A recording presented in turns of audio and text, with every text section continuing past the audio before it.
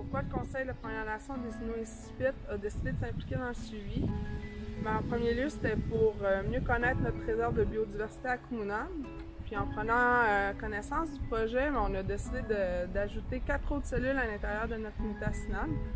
Toujours dans des objectifs de mieux connaître la biodiversité, mais aussi pour développer des nouvelles expertises, notamment en ce qui a trait à l'application de protocoles d'inventaire ou l'utilisation de nouveaux outils.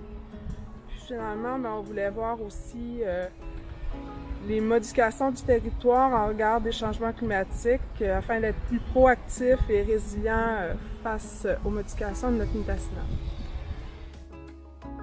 Les partenaires, c'est vraiment la base et la force de tout le réseau de suivi de la biodiversité.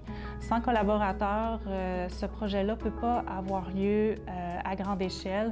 Puis c'est important dans le cadre des changements climatiques d'avoir vraiment un pouls qui va être bien réparti à l'échelle du Québec.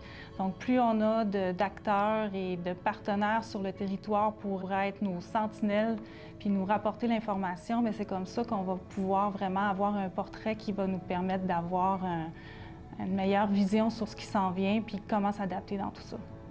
Dans le cadre de nos différentes collaborations avec nos partenaires, c'est important pour nous d'intégrer dans nos réflexions les besoins puis les préoccupations de nos partenaires afin de pouvoir répondre aussi à leurs enjeux puis que ça devienne vraiment donnant-donnant et qu'ils soient aussi partie prenante là, de ce projet-là. Dans les méthodologies utilisées, on essaye de toujours être le plus à jour possible afin d'avoir une efficience dans le projet, donc d'avoir des méthodes toujours plus d'actualité pour que ça soit plus facile aussi pour nos partenaires de faire ces suivis-là sur le terrain, puis aussi dans l'analyse pour qu'on soit vraiment toujours à la page là, de ce qui se fait dans tout ce qui est le traitement puis l'analyse des données.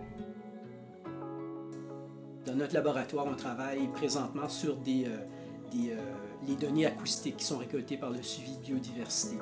On regarde les populations de grenouilles, crapauds et rainettes. On regarde ce qui se passe au niveau des oiseaux, des communautés d'oiseaux, des communautés de chauves-souris, puis également les invertébrés, les insectes qui émettent des sons.